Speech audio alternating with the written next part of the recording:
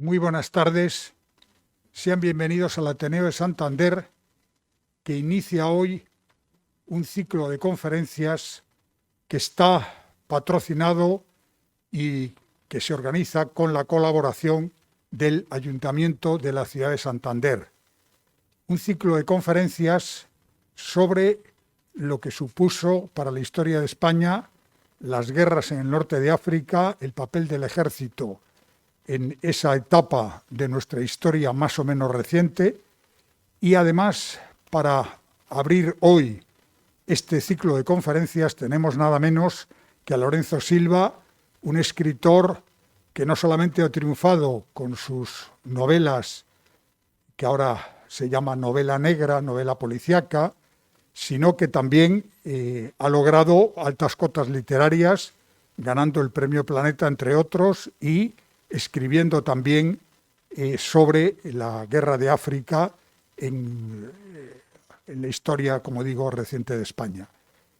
Yo ya sin más quiero pasarle la palabra a la alcaldesa de Santander, que nos acompaña hoy aquí, y a las personas que nos acompañáis. Si quisiera saludar a quienes nos están viendo a través de la transmisión en streaming, en directo de esta presentación, que en estos tiempos de pandemia es también una magnífica solución para llevar la cultura más allá de las puertas de este salón de actos y, por tanto, de que tenga una mayor repercusión. Agradecer muchísimo tanto la colaboración del Ejército como del Ayuntamiento y, cómo no, especialmente la de Lorenzo Silva, que hoy nos acompaña aquí. Muchas gracias.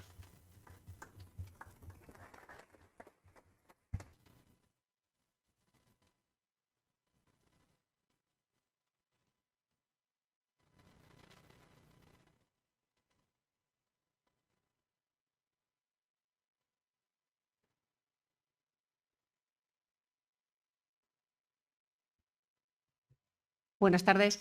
Muchísimas gracias por su asistencia. Les estaba agradeciendo también a Javier Ceruti, al concejal de Cultura, a Eva Guillermina, a la directora general, pues la organización, el trabajo, para que hoy podamos estar aquí el Ayuntamiento de Santander, la Delegación de Defensa y el Ateneo, presentando esas maravillosas charlas que nos van a instruir a todos, que nos van a hacer pues entender, yo creo, con mayor criterio parte de nuestra historia. Estábamos comentando ahora pues que realmente en muchas ocasiones tenemos historias de oídas, no de nuestros abuelos, y además lo hemos aprendido y la lógica lo dice, sino de muchas veces tíos abuelos, porque cuando se iba algún joven a la guerra, pues a lo mejor no volvía.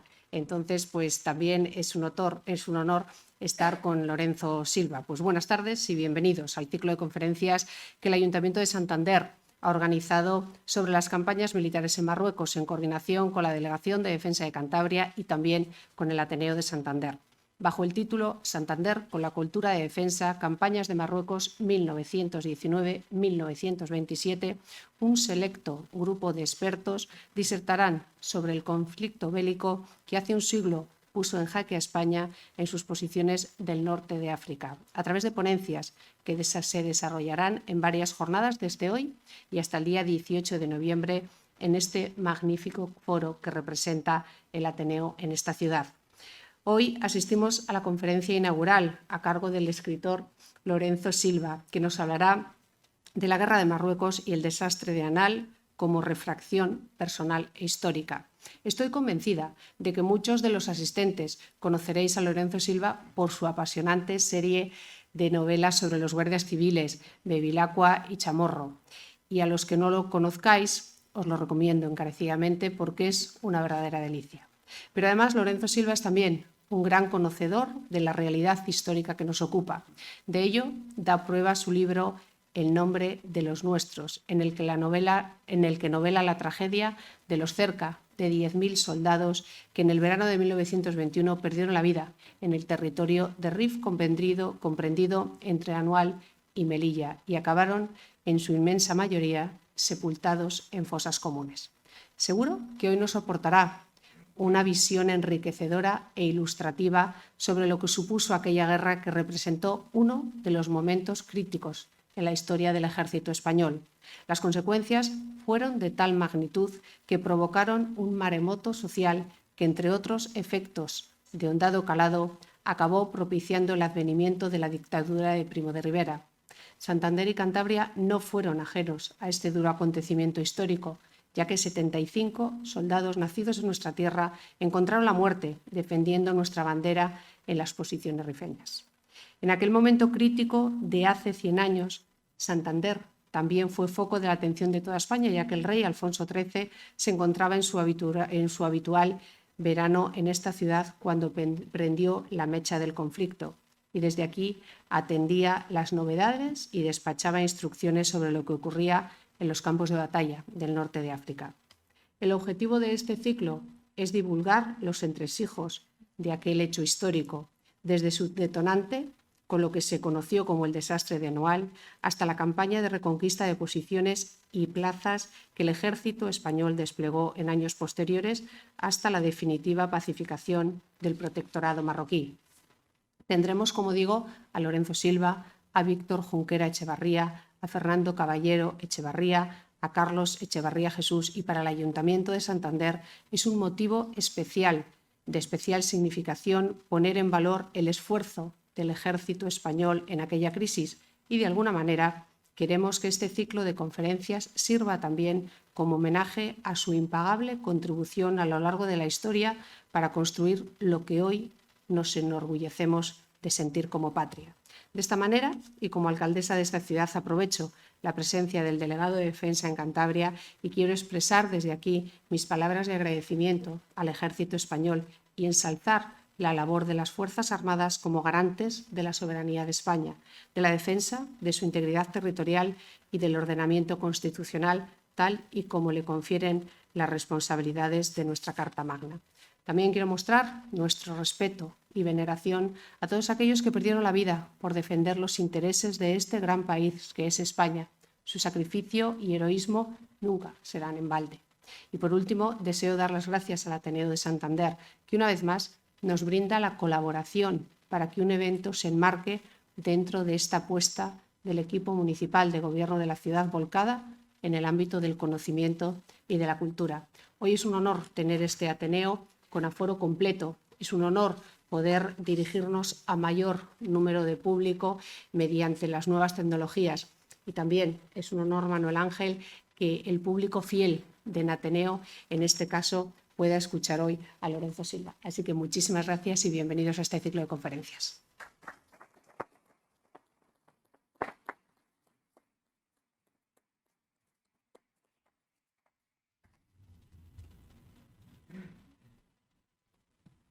Gemma, alcaldesa, muchas gracias. Ya me lo habéis dicho todo casi. Me habéis pisado lo que iba a decir yo. Me quedan, por supuesto, el primer agradecimiento y fundamental es a tu persona y al ayuntamiento, materializado en tu concejal de Cultura, en Eva Guillermina y luego en Mercedes y en Laura, que son los que han al final engrasado la maquinaria para que esto salga adelante.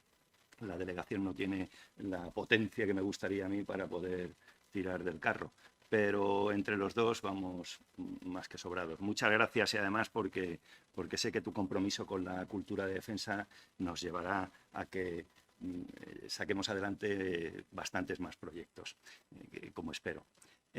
Muchas gracias al Ateneo porque nos permite seguir aquí, no es la primera en la que estamos y le damos el lustre necesario a este tipo de actividades. Muchas gracias. Y finalmente, hacer un par de aclaraciones sobre el ciclo. El ciclo de conferencias nace a iniciativa de Eva, de la directora de Cultura del Ayuntamiento, que es la que me lanza la pelota. Iba a ser una conferencia nada más sobre el desastre de Anual, y nos gustó tan poco la conmemoración de un desastre que decidimos que tenía que ser algo más y tenía que abarcar todo el ciclo, toda la guerra que mantiene España, las campañas de África, la pacificación, etcétera, como hecho histórico fundamental en el siglo XX para España. Por tanto, empezamos por una conferencia y acabamos por 5 y paramos porque se nos iba. Pretendemos que esto sea un enganche para que todos los que vengáis o vengan a las conferencias luego sigan indagando. No pretendemos llegar al final ni a dar con las claves de por qué sucedió aquello. Pero bueno, las claves van a estar aquí.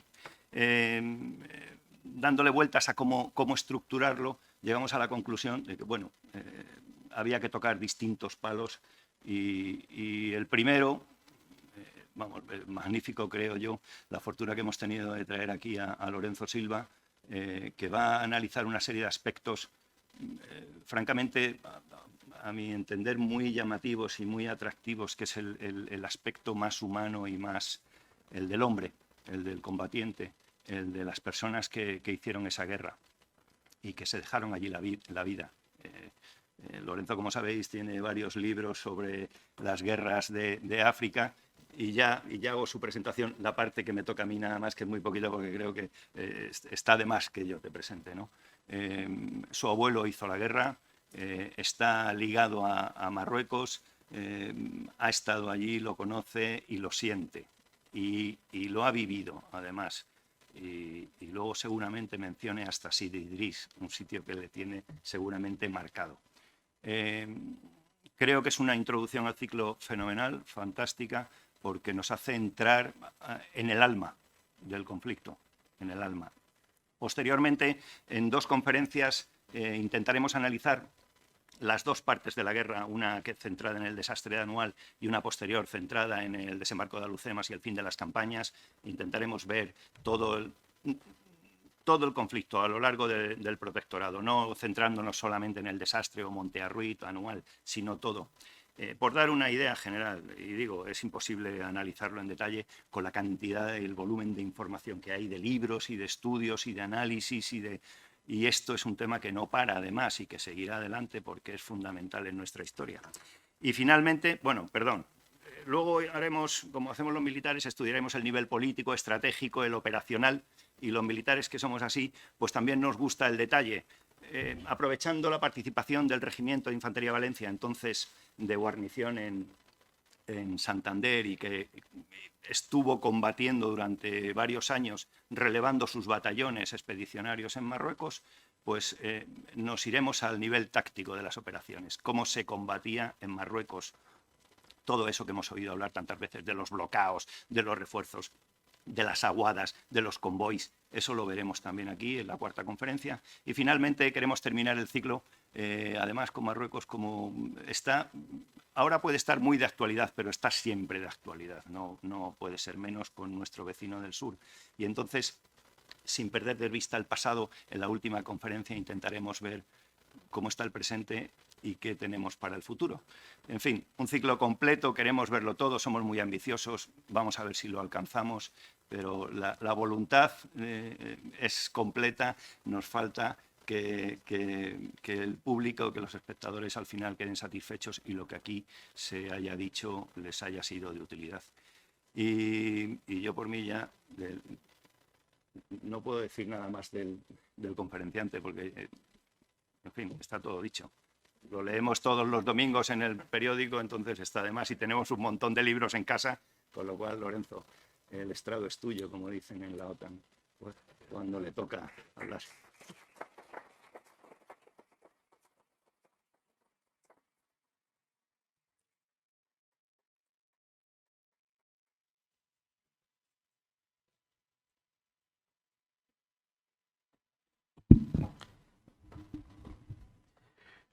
Buenas tardes a todos, alcaldesa, coronel, gracias por la presentación.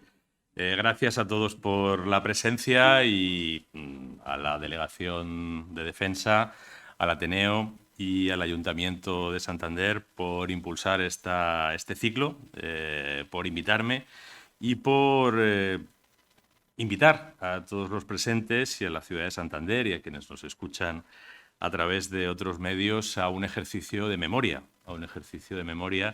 en un país que a veces yo tengo como habitante y ciudadano de él la sensación de que tiende a ser un poco desmemoriado y tiende a ser un poco desmemoriado además con hechos, acontecimientos y realidades que son cruciales no solo para comprender su devenir histórico, sino incluso para comprender su presente y también para hacer alguna prospección un poco más sólida de su futuro, ¿no? Que es algo que nos incumbe a todos los seres humanos, porque todos los seres humanos tenemos esa capacidad, para nuestra desgracia, de proyectar los acontecimientos del futuro, ¿no? Y esos acontecimientos del presente y del futuro muchas veces son función muy directa de ese pasado que no siempre conocemos, ni contamos, ni recordamos, como al menos personalmente yo creo que debiéramos. Como decía antes el coronel, un desastre no es... el centenario de un desastre no es materia celebrable, ¿no? Incluso quizá tampoco es conmemorable en el sentido habitual. Pero yo creo que los países adultos, las comunidades humanas saludables, no solo se entregan al recuerdo insistente de sus glorias y de sus triunfos, sino que también hacen ese ejercicio de revisar sus tropiezos y de revisar las causas, las condiciones, las circunstancias y luego finalmente las consecuencias de esos tropiezos. Y en este caso creo que tenemos uno de esos episodios históricos que difícilmente encuentran un parangón. Yo para titular esta intervención he acudido a un concepto, el concepto de refracción, que realmente viene más bien de las ciencias experimentales, ¿no? La refracción es el cambio de dirección que experimenta la luz al pasar de un medio a otro cuando esos dos medios tienen distinta densidad, el aire y el agua, etcétera, ¿no? Lo podemos ver cuando metemos una cuchara en un vaso de agua. Bueno, pues ese cambio de dirección, esa desviación del curso de las cosas, yo recuerdo, y lo tengo que recordar aquí, es forzoso, cuando lo oí por primera vez aplicado a algo que no son las ciencias experimentales, sino que son más bien las ciencias humanas. Fue precisamente en el Palacio de la Magdalena, en la Universidad Menéndez Pelayo, donde el psiquiatra, el famoso psiquiatra, insigne psiquiatra español, Carlos Castilla del Pino, dio una conferencia y en un momento de esa conferencia le preguntaron por algo que él acababa de declarar en una entrevista que le había hecho un periódico y que había causado un cierto escándalo incluso, ¿no? Porque le habían preguntado por un episodio personal muy doloroso, que fue la muerte prematura de uno de sus hijos, y él vino a decir que para él había tenido un impacto mayor no haber obtenido la cátedra por razones políticas. Entonces todo el mundo dijo, ¿cómo puede ser, ¿no? ¿Cómo puede ser que alguien piense que no obtener una distinción académica o una dignidad académica es más importante que la pérdida de un hijo, ¿no? Que es probablemente el mayor dolor que puede vivir una persona? Y él lo explicó que indudablemente en términos de dolor nada superaba la pérdida de su hijo, y mucho menos no haber conseguido en su día la cátedra. Pero en términos de alteración del curso de su vida, lo que sí produjo una refracción en su camino vital fue no haber obtenido la cátedra. La muerte de mi hijo, vino a decir, bueno, pues me causó un dolor que llevo conmigo hasta el día de hoy, pero no cambió mi itinerario vital. Y sin embargo, no haber obtenido en su momento la cátedra sí que transformó mi itinerario vital. Bueno, pues cuando pienso en el desastre de Noal, cuando pienso en la guerra de Marruecos, y voy a hablar indistintamente de ambas cosas, y también simultáneamente o paralelamente de ambas cosas, y tampoco me voy a extender, porque el tema es inabarcable, como decía antes el coronel, en las causas, en las motivaciones de nuestra intervención, en las distintas fases de la guerra, porque se van a explicar de manera más pormenorizada en otras intervenciones. Por situar muy brevemente, España llevaba teniendo una cierta intervención en el norte de África, una cierta intervención militar en los alrededores de las dos plazas de soberanía principales, Ceuta y Melilla, desde mediados del siglo XIX.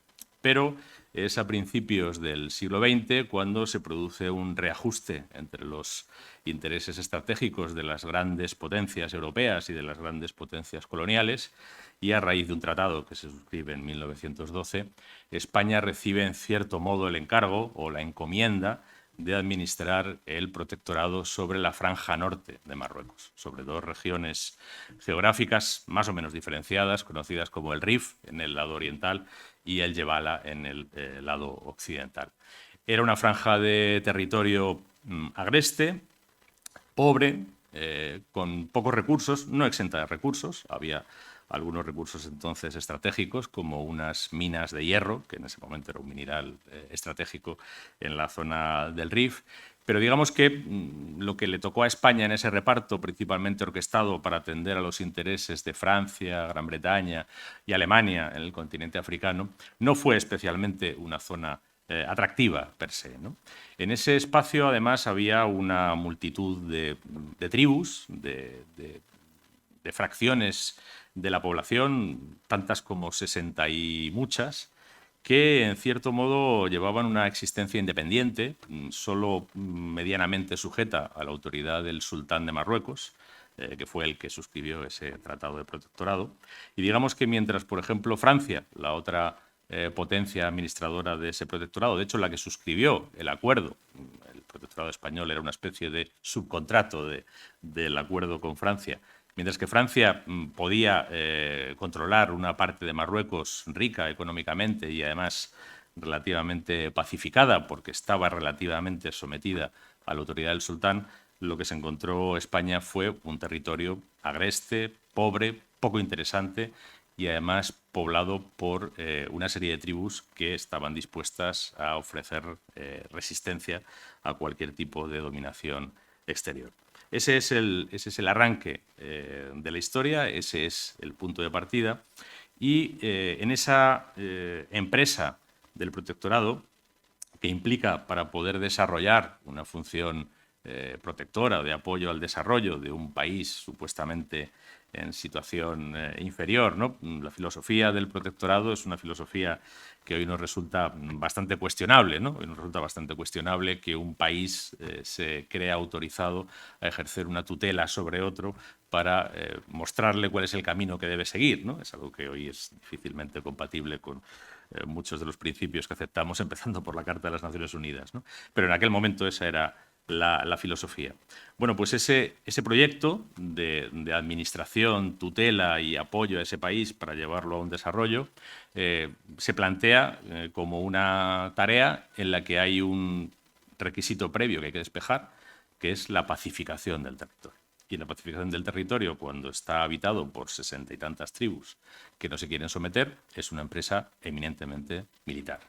El protectorado intenta combinar desde el principio, desde el año 12, la labor política y la labor militar. Hay lugares donde esa labor política tiene cierto éxito, fundamentalmente en el lado occidental y especialmente pues, en lugares, por ejemplo, como Larache y alrededores. Larache, además, tenía una historia en la que había un siglo entero de administración española, en el siglo XVII, y también era una zona económicamente más viable, el territorio era más fácil de dominar desde el punto de vista militar, pero en lo que es el Rif y en lo que es la zona montañosa, el núcleo oriental de esa parte occidental que es el Yebala, sobre todo en las zonas de Beniarós, alrededores de Tetuán, Xauen, etc., la dominación española se encuentra con una enorme resistencia, una resistencia armada realmente muy, muy importante, ¿no? Y a partir de ahí, pues, la empresa se convierte en una empresa militar. Y esa empresa militar, entre los años 12 y 20, va avanzando razonable y lentamente, sobre todo en el lado de Melilla. En el lado de Melilla pues, se va avanzando hacia el oeste. Primero se llega a la línea del río Kert, que está es como el primer gran accidente geográfico que hay. Ahí se consigue llegar en apenas 2-3 años. Pero cuando se intenta avanzar hacia la bahía de Lucemas, se encuentra una resistencia muy superior. Esa resistencia se va venciendo mediante una mezcla de negociaciones y acciones militares hasta llegar a las inmediaciones de Lucemas. Ese es el punto en el que estamos en el año 1920, en las vísperas del desastre. El desastre se produce en el verano de 1921, en julio de 1921, y ese hecho se convierte de manera muy clara en ese fenómeno que produce una refracción tanto en la historia de España como en las historias personales de quienes allí estuvieron, como en, diría, y eso es algo que quizá no se ha ponderado suficientemente, también supone una cierta refracción en lo que es la historia del ejército español. Y me gustaría hablar de las tres cuestiones de manera diferenciada, ¿no? Y dando algunos ejemplos. Empiezo por esa refracción histórica que alcanza al conjunto del país, ¿no?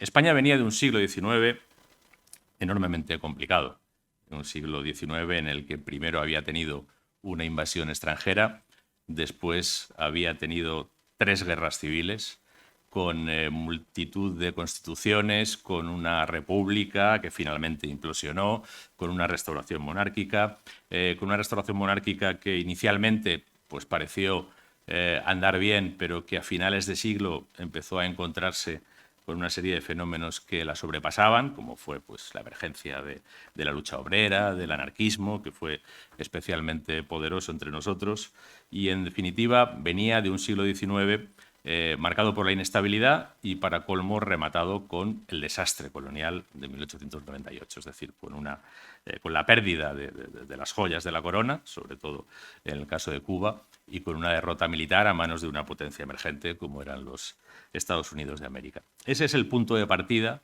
en el que el país se plantea la empresa marroquí. Y esa empresa marroquí es una constante en el debate público español desde finales del siglo XIX. Y hay además varias voces importantes que vienen a plantear incluso la necesidad de que España se implique en el norte de África, la necesidad de que España intervenga en Marruecos. Por razones distintas. Hay quienes plantean esa intervención como una necesidad estratégica de España, y hay quienes plantean esa intervención como una obligación moral de España hacia un país hermano postrado y en decadencia como es Marruecos, ¿no? Un ejemplo de esta segunda postura sería Joaquín Costa. Joaquín Costa dio un discurso en el Ateneo de Madrid a finales del siglo XIX que se imprimió y en el que pues hace toda una enumeración de las razones por las que España tiene una obligación moral de contribuir al desarrollo de Marruecos. Por cierto, Joaquín Costa, pues, con sus ideas regeneracionistas y con su visión del mundo, establece un programa bastante pormenorizado respecto de cómo debe ser esa acción de apoyo y de socorro y de respaldo a ese país hermano, un programa en el que prácticamente no habla jamás de las armas, ni de la guerra, ni de los militares. De lo que habla es de las escuelas, de la agricultura, de llevar industria, de formar a la población marroquí para que progrese económicamente, ¿no? Esa es una filosofía que está ahí sobre la mesa. En el otro extremo, en el extremo que propone la intervención en Marruecos por razones estratégicas, pues hay una serie de voces, pero hay un trabajo muy interesante, muy curioso, que yo descubrí casi por azar en una librería de Lance de Santiago de Compostela. Un día estaba allí revolviendo, buscando libros sobre la guerra de Marruecos y sobre estaba entonces trabajando en alguno de los libros que he dedicado al tema, y me encontré pues un libro de 1898, publicado en 1898, que se llama Marruecos, plan de campaña. El autor es un comandante de caballería, José Álvarez Cabrera, que luego perdería la vida en combate en Marruecos en el año 1909, pero que tenía una experiencia como agregado militar, diríamos hoy, como titular de una misión militar ante el sultán de Marruecos. Había pasado varios años en Marruecos como enviado ante el sultán. Había recorrido el país, lo había recorrido además, pues como hoy diríamos, con la mirada de un agente de inteligencia, y por tanto conocía bien no solo el terreno, no solo cómo estaban la disposición de las distintas tribus, la disposición de los medios que tenía el sultán. Cuando habla, por ejemplo, del Arache, pues da cuenta de todas las piezas de artillería que existen en la plaza, con lo que cuando se paseó por el Arache pues fue apuntando toda una serie de cuestiones importantes. Y él, que defiende que España no tiene más remedio que antes o después intervenir en Marruecos, bosqueja en ese libro, que es un libro del que se hicieron 200 ejemplares en la imprenta del Depósito de la Guerra y que no circularon, sino que debieron tener una circulación restringida, hace un análisis de lo que sería una intervención militar de España en Marruecos. El análisis es sobrecogedor, leído con la distancia del siglo y pico transcurrido y con los acontecimientos que se produjeron entre 1898 y 1921, su análisis es sobrecogedor. Lo que viene a decir es que la intervención española se debe centrar y circunscribir a la zona del Larache, que es la única zona que realmente permite una conquista militar viable, sin demasiados costes, y luego su defensa y su mantenimiento en condiciones razonables. Lo explica y plantea la estrategia y plantea, bueno, pues una serie de acciones que, por cierto, se parecen bastante a lo que finalmente se hizo para, cuando se instauró el protectorado, hacerse cargo de la zona del Larache. Los españoles desembarcaron en el mismo lugar que dice José Álvarez Cabrera y a partir de ahí se hicieron las operaciones, ¿no? Pero simultáneamente, en ese mismo estudio, dice que lo último que debe hacer España es intervenir en el Rif. Y llega a decir que intervenir militarmente en el Rif sería una insigne locura. Y además lo explica por las condiciones del territorio, lo explica por la dificultad de establecer líneas de suministro, por la dificultad de establecer posiciones sólidas, por la multitud y la diversidad y la movilidad de las amenazas. Por ejemplo, una de las cosas que él analiza y que se produce en el desastre anual es la rapidez con la que se pueden movilizar los combatientes irregulares marroquíes y cómo se pueden mover de un sitio a otro y prácticamente de la noche a la mañana aparecer donde menos te lo esperas. Pero hay un pasaje del libro que es verdaderamente escalofriante porque después de decir todo esto, dice, y si en algún momento se interviniera, lo que hay que tener previsto por encima de todo es la retirada, si en algún momento hay que retirarse. Que fue exactamente lo que pasó en julio de 1921 en la posición de Anual. El general Manuel Fernández Silvestre había desplazado el grueso de sus tropas después de haber desperdigado un montón de posiciones entre Melilla y Anual. Las había aproximado hacia la bahía de Lucemas, que intentaba asaltar, y en ese lugar concentró unas tropas que se empezaron a ver asediadas por estas tropas irregulares marroquíes, movilizadas rápidamente y que empezaron a acercar a los españoles, y que lo que se planteó y que lo que plantearon fue la necesidad de una retirada, de un repliegue para poder salvar al ejército. Y en ese repliegue fue donde se produjo el desastre, fue donde se produjo la muerte de cerca de 10.000 españoles, nunca sabremos el número exacto, y sobre todo la aniquilación de la comandancia de Melilla, como del ejército de la comandancia de Melilla como fuerza militar y como fuerza operativa. Y hay un momento en el que dice, y lo voy a leer porque es que además leerlo hoy, en el verano, todavía me parece que nos quedan unos minutos, ¿no?, del verano de 2021, tiene un sentido especial. Dice en un momento de este libro, José Álvarez Cabrera, las retiradas en los países semisalvajes y guerreros, como el de Marruecos, son las operaciones más difíciles y las que deben preverse y someterse a un detenido estudio. Algunos ejemplos en las guerras irregulares nos demuestran la facilidad de que una retirada táctica se convierta en un desastre. En enero de 1842 les aconteció a los ingleses en Afganistán. 17.000 hombres tenía el ejército que dejaron en el campo atrincherado de Kabul y que se dirigió a la frontera de la India. Pero solo uno de esos 17.000 hombres llegó a Jalalabad para poder dar la noticia. Los restantes, incluso el general en jefe, fueron sacrificados o prisioneros. Otros casos podrían presentarse para probar la necesidad que existe de que las líneas ofensivas en estos países puedan convertirse en líneas de retirada y administrativas.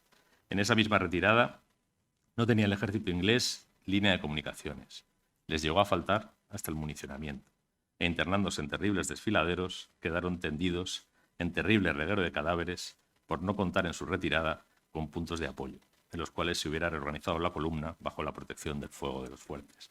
Bueno, quien conozca más o menos cómo fue el desastre anual, esto fue exactamente lo que pasó. Y no porque no hubiera una línea de comunicaciones, que la había. no porque no hubiera alguna posición intermedia, que las había, y singularmente Dardrius y Montearruit, que eran dos posiciones relativamente sólidas, no porque no hubiera municiones, que las había. Al final se abandonaron ingentes cantidades de armamento y munición en manos del enemigo, que por cierto sirvieron para que sostuviera su resistencia durante los años siguientes, ¿no? Cuando le preguntaban a Abdelkrim, el líder de la rebelión rifeña, cuáles eran sus fuentes de suministro, él decía riéndose que su principal fuente de suministro había sido el ejército español, con todo el material que había abandonado en el desastre anual. Pero pensemos en una retirada de Kabul en 1842.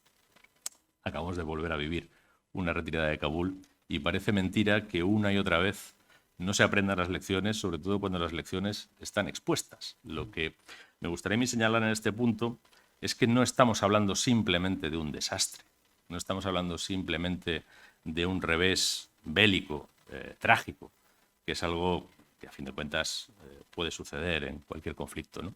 Sino que estamos hablando de un revés que estaba anunciado, estamos hablando de un revés que estaba anticipado, es decir, nos encontramos con que quienes dirigieron esa campaña de 1921, que fueron fundamentalmente el general Silvestre y su superior, el general Berenguer, el uno por razones que se llevó a la tumba y el otro por razones que intentó explicar más o menos en su libro, el libro que escribió el general Berenguer, pero que al final desembocaron en una falta de supervisión de su subordinado o en una exigencia suficiente a su subordinado de las precauciones.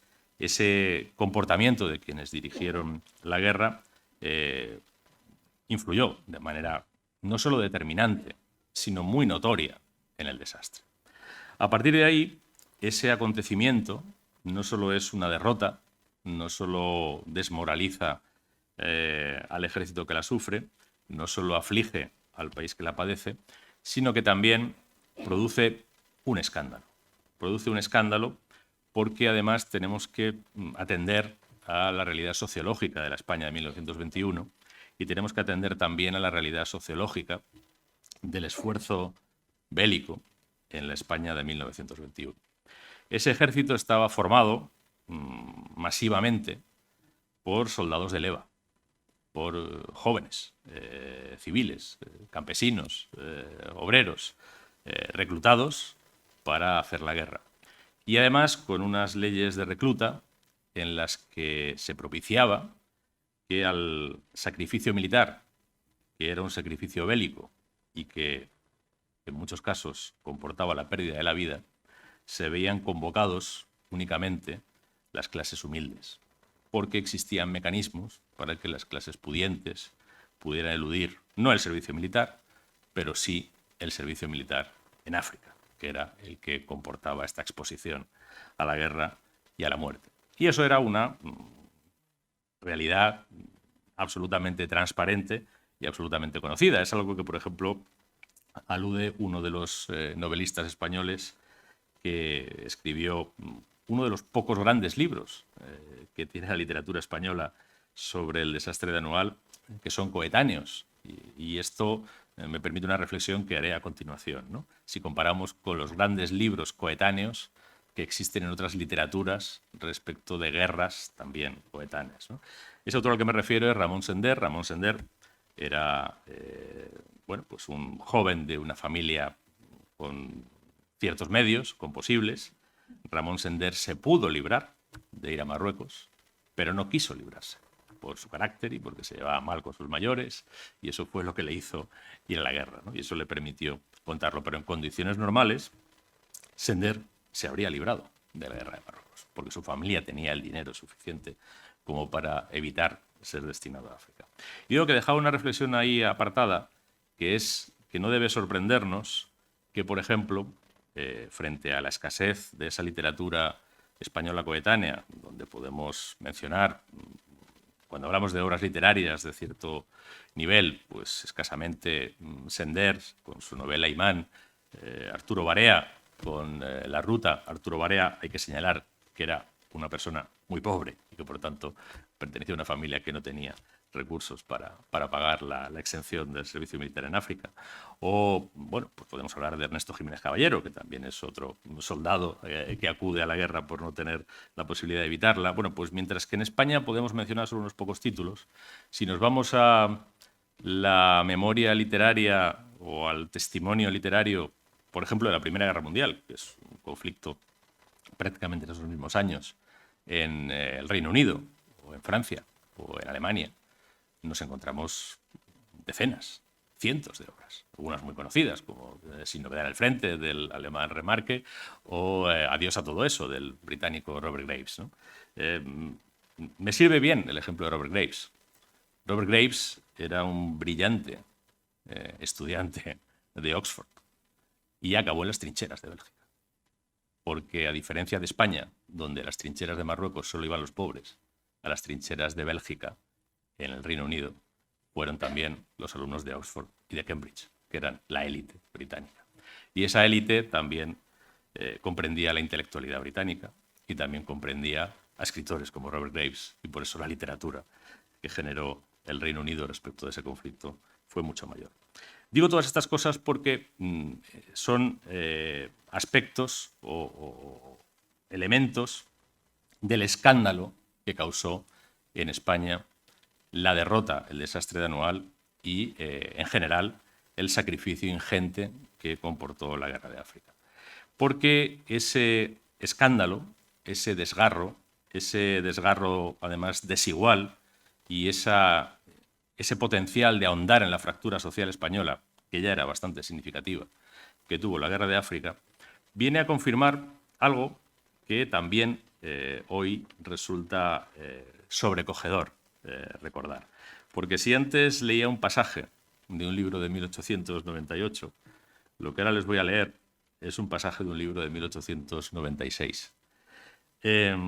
Decía antes que una parte de la opinión pública española abogaba por la intervención en Marruecos por razones diversas, ¿no? Pero también había quien se oponía a la intervención en el norte de África. Quizá la voz más llamativa y la voz más caracterizada intelectualmente que podemos mencionar es la de Ángel Ganivet. Ángel Ganivet, en un libro que se llama Idearium Español, que apareció en 1897, pero que él escribió en 1896, en un momento escribe literalmente lo siguiente: ¿puede darse absurdo mayor que una empresa colonial de España en África?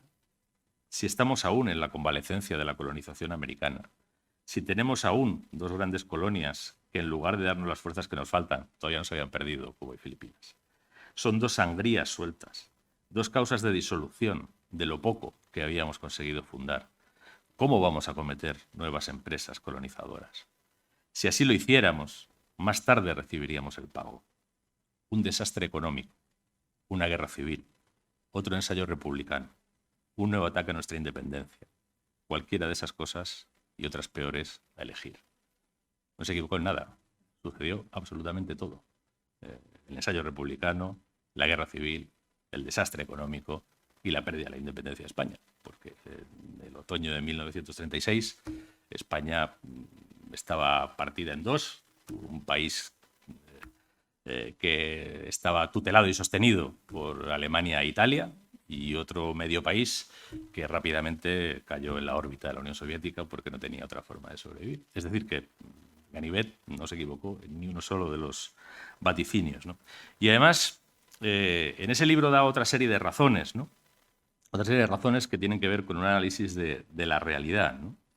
Y lo que viene a decir en un momento es: si nosotros nos dejásemos llevar de esos deseos tradicionales, alude, entre otras cosas, al famoso testamento de Isabel la Católica, ¿no? En el que, entre otras cosas, la reina dijo que sus súbditos no dejaran de ir al África a puñar con los infieles por la fe, si no recuerdo mal. Es lo que dice literalmente el testamento de Isabel la Católica. Bueno, pues dice Ángel Ganivet: si nosotros nos dejásemos llevar de esos deseos tradicionales sin contar, como no contamos hoy, con los medios indispensables para completar la obra del ejército y de la política, y lográsemos establecer nuestro protectorado o dominación sobre Marruecos, quizá no serviríamos más que de introductores de los famélicos comerciantes de Europa. Y en tanto que estos recogían la utilidad práctica del cambio de poder, nosotros recogeríamos la odiosidad del pueblo dominado, que vería en nuestra acción la causa manifiesta de todos los ataques dirigidos contra sus sentimientos, exclusivistas y por naturaleza refractarios a la civilización europea. Seríamos, pues, factores inconscientes de intereses contrarios a nuestros intereses y obreros de nuestra propia ruina. Y este vaticinio de 1896, publicado en 1897, realmente es lo que se produce a raíz de la derrota de Anual. Hay algo que a mí me ha dado mucho que pensar, y me daba mucho que pensar mientras escribía la novela que se mencionaba antes, que es El nombre de los nuestros, que refiere una parte del desastre, refiere en particular la peripecia de dos grupos, dos unidades, que se quedaron aisladas en dos posiciones costeras y que intentaron resistir. No pudieron huir, no tenían una vía de retirada como el resto del ejército, no tuvieron más remedio que resistir, hasta intentar una evacuación por mar gracias a los barcos de la Marina, como se llamaba entonces no la llamaban Armada, la llamaban Marina. Y una de las posiciones logró que se evacuara prácticamente a la totalidad, o a la gran mayoría de los soldados, y en la otra pereció la práctica totalidad de la guarnición, ¿no? Bueno, esa historia yo la elegí porque digamos que en el trasunto literario que dejó el desastre, en esos libros coetáneos y en otros muchos posteriores, se ponderaba permanentemente la ineptitud del mando, que acabamos de ver que hay motivos para afirmarla, la corrupción que existía en buena parte de los elementos del ejército de África. Por cierto, si alguien quiere profundizar en ese aspecto, hay un libro que acaba de reeditar no hace mucho tiempo la editorial gallega Ediciones del Viento, que se llama El escándalo del millón de Larache. Eso es algo de lo que me hablaba a mí mi abuelo. Mi abuelo estuvo en Larache y mi abuelo Larache lo llamaba la cueva del crimen. Y lo llama la cueva del crimen porque en Larache se produjo un escandaloso desfalco por parte de los oficiales de intendencia de la plaza, que haciendo todo tipo de trampas contables, falsificando documentos, haciendo todo tipo de manejos ilícitos, acumularon una enorme fortuna que les permitía llevar una vida de lujo y disipación, permanentemente siendo clientes de casinos, prostíbulos, etcétera, pero no en Larache, que les parecía demasiado poco para sus recursos, sino en Tánger, ¿no? Donde eran famosos Tánger, que era una ciudad internacional. Bueno, como consecuencia de estos hechos, que además alguno fue tan notorio como el de Larache, la literatura española sobre África siempre ha puesto el acento de una manera a veces muy cruel, también porque estamos hablando de escritores, en el caso de Sender o en el caso de Barea, pues Sender, en el momento que escribe Imán, es alguien todavía, yo diría, con cierto ideario anarquista. Arturo Barea, cuando escribe La Ruta, tiene una ideología socialista, de izquierdas, pero muy republicana, pero muy antimilitarista por su experiencia marroquí. Pues digamos que esa literatura, en cierto modo, había omitido una parte de la historia que a mí me parecía importante recoger y que también creo que es algo que no hemos recordado debidamente en este centenario. A mí, en la falta de memoria respecto de este acontecimiento histórico al cumplirse los 100 años, por una parte me duele que no examinemos todos estos errores que podemos ver claramente que se cometieron, ¿no? Y no levantemos acta de ellos para tomar conciencia y para, si es posible, no repetirlos nunca, ¿no? Sino que también me parece que se produce una injusticia para con todos los soldados españoles que, pese a estar mal dirigidos, mal equipados, en un lugar donde seguramente no debían estar, donde no pintábamos nada y donde no teníamos ningún futuro, dieron su vida por su país y la perdieron. Y no fueron uno ni dos, fueron miles. Y también me parece que es injusto para con los muchos militares profesionales, y en esa novela yo recogía las figuras de varios de ellos, que estaban en esas dos posiciones, pero hubo bastantes más, que en medio de esa campaña mal dirigida, mal planteada y mal ejecutada, no solo mantuvieron la dignidad, no solo se mantuvieron al frente de los suyos, sino que también incluso pues consiguieron salvar a alguien del desastre, ¿no? Singularmente el oficial que mandaba la posición de Afrau, que consiguió salvar a 100 y pico hombres, ¿no? Que estaban prácticamente condenados. Y yo creo que era de justicia que la literatura también recordara a esos hombres y recordara a esos soldados, que no nos quedáramos simplemente en el señalamiento de los lunares y en el señalamiento de los hechos oscuros, ¿no? Pero dicho esto, lo que es evidente es que, por un lado, el desastre y luego el enorme esfuerzo que supone el conjunto de la guerra producen una erosión irremediable en el régimen político que en ese momento tenía España, que lo vuelve completamente inviable. El rey decide en 1923 echarse en brazos del general Primo de Rivera, pero eso no es más que prolongar la agonía. La monarquía está muerta. La monarquía está muerta ya en el verano de 1921. Y no solo es que muera la monarquía, es que con la muerte de la monarquía lo que se vuelve a abrir es la crisis en la forma de Estado y en la configuración de la sociedad española. El único desenlace imaginable, ya en ese momento, era una república, como había anunciado Ángel Ganivet un par de décadas antes, pero era una república que iba a arrancar sobre unas bases precarias, frágiles y de muy incierto, por decirlo suavemente, pronóstico, ¿no? Es decir, que ese fracaso marroquí, ese desastre, esa mortandad anual, más todo ese esfuerzo que hubo que hacer para pacificar el territorio, en cierto modo no solo desequilibró el régimen que en ese momento gobernaba España y lo hizo inviable, sino que también sentó las bases de la inviabilidad de la solución republicana posterior. Y además, no solo complicó esa viabilidad de un nuevo régimen político, sino que también sentó las bases de lo que iba a ser la Guerra Civil de 1936 a 1939. Tuvimos la Guerra Civil que se correspondía con la Guerra de África que habíamos tenido, en muchos sentidos. Y eso quizá exige o me lleva a pasar a las otras dos dimensiones que mencionaba antes, ¿no?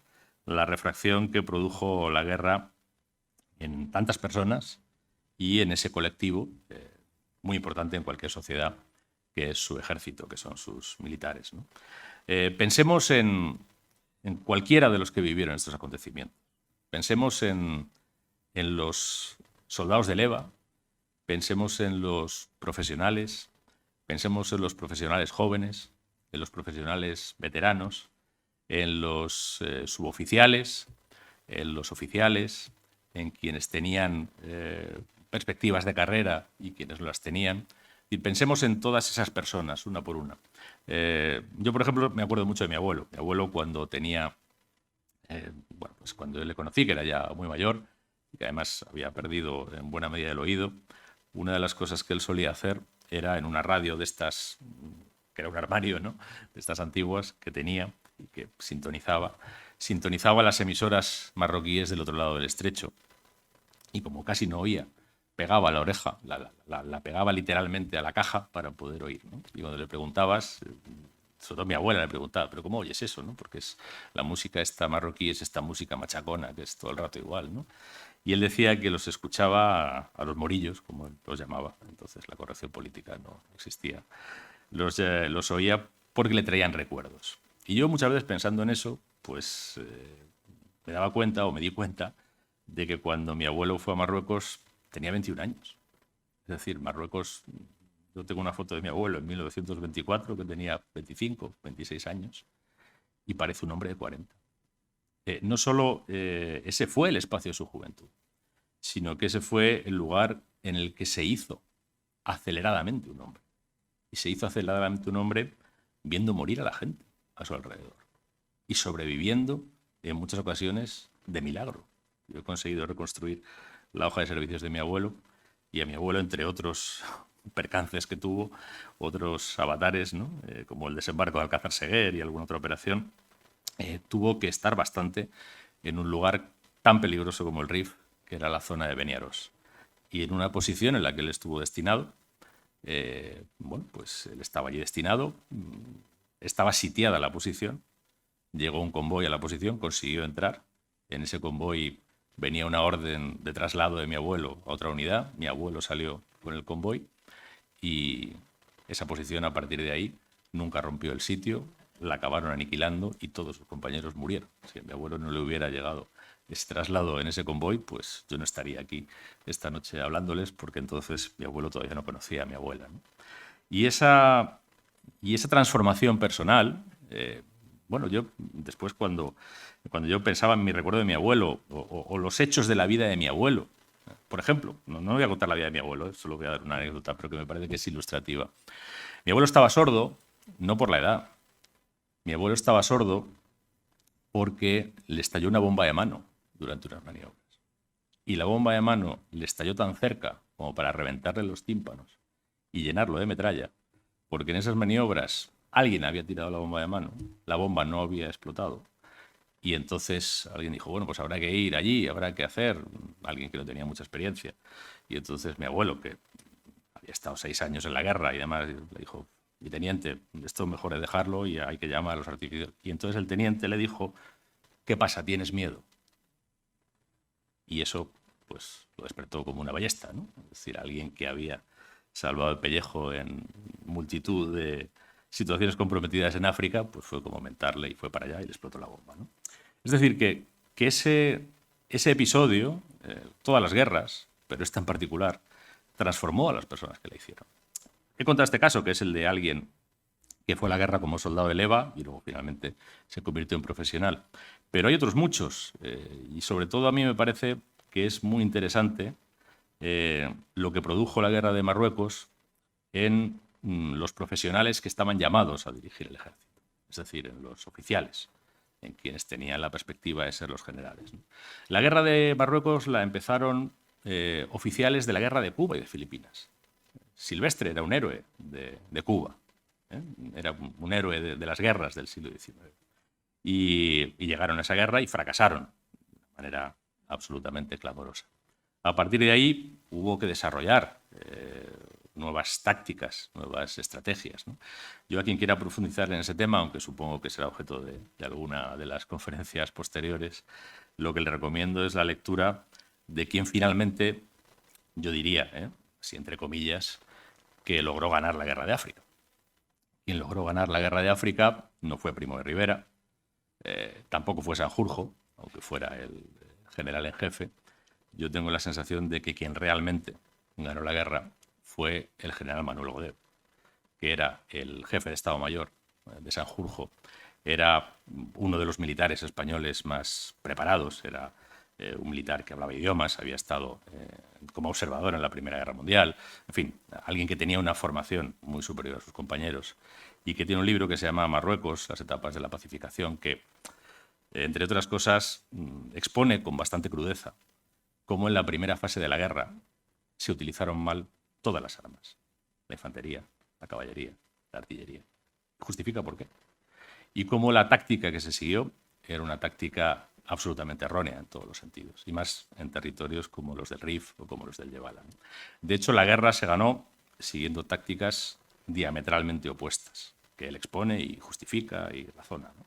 Por ejemplo, van a hablar en alguna de estas conferencias de esa táctica de los bloqueos, de ir regando posiciones aisladas en cotas altas, muchas de ellas sin agua, por una razón muy sencilla: el agua va hacia abajo, así que es raro que en una cota alta haya agua, ¿no? Y por tanto hay que salir para renovarla en un lugar donde en verano las temperaturas son de 41, 42, 43, 44, 45 grados, ¿no? Bueno, pues por ejemplo, una de las cosas que impulsó Goded fue sustituir esos bloqueos que sistemáticamente se veían rodeados por el enemigo, sistemáticamente se veían comprometidos en su aprovisionamiento y sistemáticamente acababan expuestos a la aniquilación, cambiarlos por algo completamente distinto. Enormes columnas móviles de 3.000, 4.000, 5.000 hombres que se iban moviendo por el territorio y que iban siempre en superioridad, ¿no? Bueno, pues decía que también la guerra de África es importante para entender la evolución de esos militares y para entender cómo esos militares acaban influyendo y de qué manera en la historia posterior. tanto en la República como en la Guerra Civil. Hay una visión respecto del papel de los militares africanistas que tiende a reducir ese colectivo a una sensibilidad única y a un determinado papel en la historia, ¿no? Digamos que eso es lo que se puede corresponder pues, con las biografías y con la trayectoria de, entre otros, pues algunos de los que acabamos de mencionar, ¿no? Del propio Sanjurjo, del propio Godet, de Francisco Franco, de Emilio Mola, del general Varela, de, bueno, todos los que finalmente pues no solo acabaron alzándose contra la República en julio del 36, sino que ya participaron en movimientos anteriores, desde el propio año 1932, con apenas un año de existencia de la República, ¿no?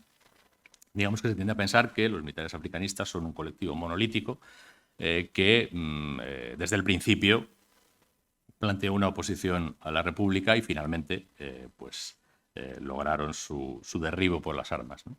Pero militares africanistas hubo muchos y además de estos podríamos mencionar, y con una intervención muy semejante en cuanto a intensidad y en cuanto a implicación en la guerra de Marruecos, es decir, con desempeño en primera línea y con desempeño relevante, a nombres como el general Núñez de Prado, o como el capitán Fermín Galán, o como el general Hidalgo de Cisneros, o como el general José Aranguren, que era un general de la Guardia Civil.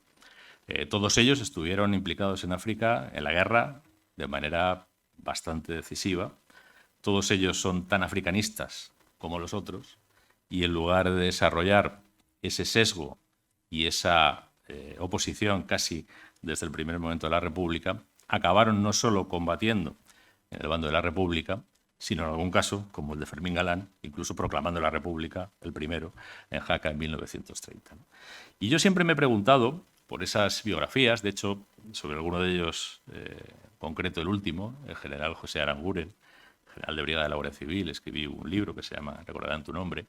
Me he preguntado muchas veces por qué esos hombres, que eran militares, con la misma formación, con la misma trayectoria, muchas veces incluso con la misma ideología que quienes acabaron siendo sus adversarios en la guerra civil, eligieron estar en la defensa del régimen republicano. Y es, bueno, la respuesta varía, ¿no? Si uno piensa, por ejemplo, Fermín Galán era un hombre muy exaltado, que fue oficial de la Legión, pero que además se distinguió en varias acciones. De hecho, finalmente, aunque fue relativamente discutido, pero acabó recibiendo a título póstumo la Cruz Laureada, pero ya había sido propuesto antes.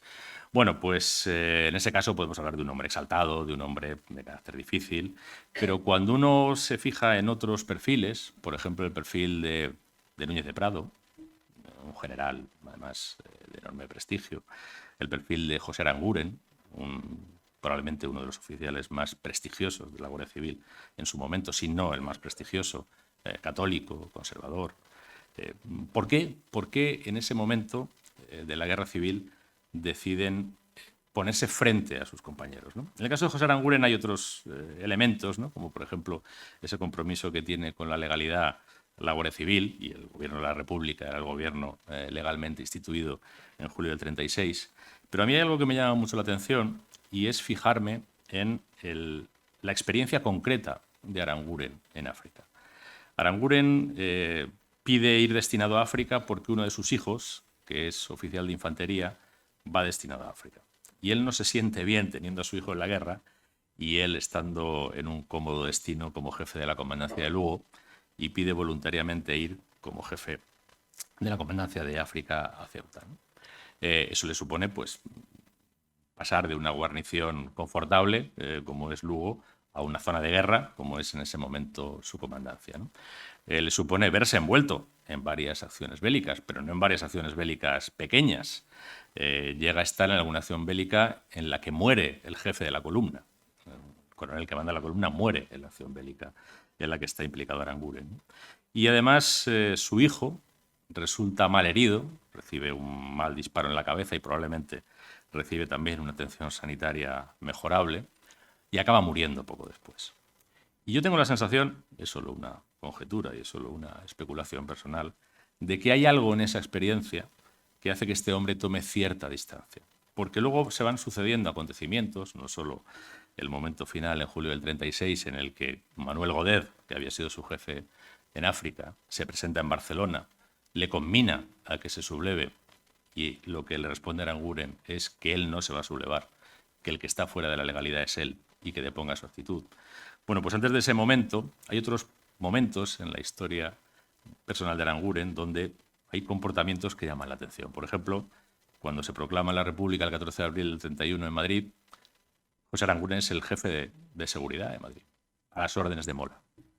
Y Mola, que está, por supuesto, frontalmente opuesto a la proclamación de la República, no hace más que exigirle que saque a la policía a la calle para oponerse a la proclamación de la República, y Aranguren le dice que se tranquilice, y luego le dice que le mande una escolta para protegerle, y Aranguren le vuelve a decir que se tranquilice, que la situación está controlada, que no hay violencia, que no está pasando nada, y que si en algún momento teme por su seguridad, que le pone escolta, pero que no va a oponerse a la proclamación de la República, ¿no? Y son comportamientos que dan que pensar respecto de, sobre todo, esa segunda fase de la guerra, que es una fase que tampoco hemos contado mucho, ¿no? Digamos que hay mucha literatura sobre el desastre anual. Hay bastante, dentro de todo, ¿no? Sino coetánea, posterior y sobre todo mucha historiografía. Hay también bastante literatura y bastante historiografía sobre el desembarco de Alhucemas en 1925, septiembre de 1925. Y hay tanta que mucha gente piensa que Alhucemas acabó con la guerra de África, que Alhucemas supuso la derrota de los rebeldes marroquíes, ¿no?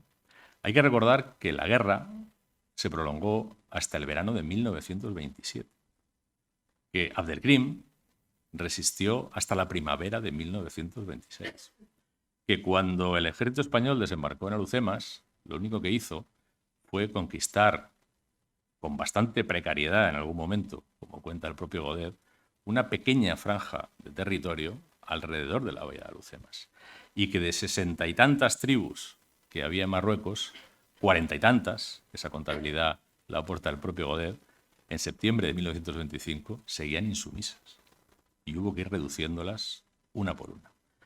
Y en esos años que van de 1925 a 1927, que son los que nunca se cuentan, entre otras cosas se toman decisiones como que la guerra prácticamente no la hagan tropas peninsulares. La guerra de Marruecos, en lo que tiene que ver con la tropa que finalmente completó las operaciones, no se gana con soldados peninsulares.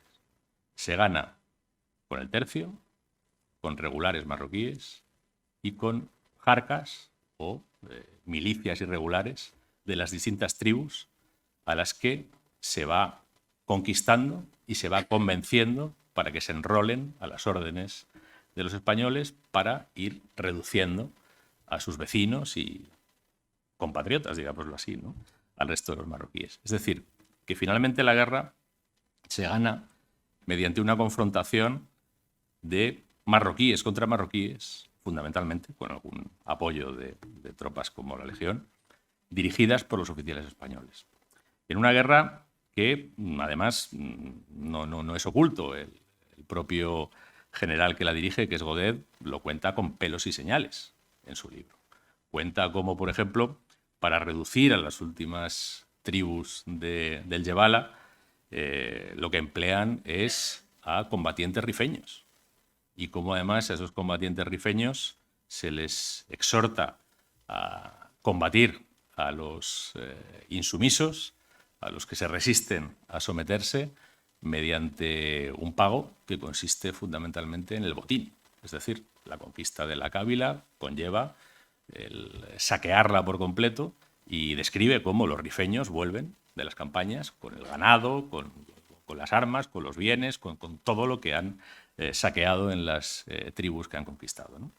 Y es en esa guerra donde terminan de formarse algunos de los que van a ser más decisivos en la guerra civil.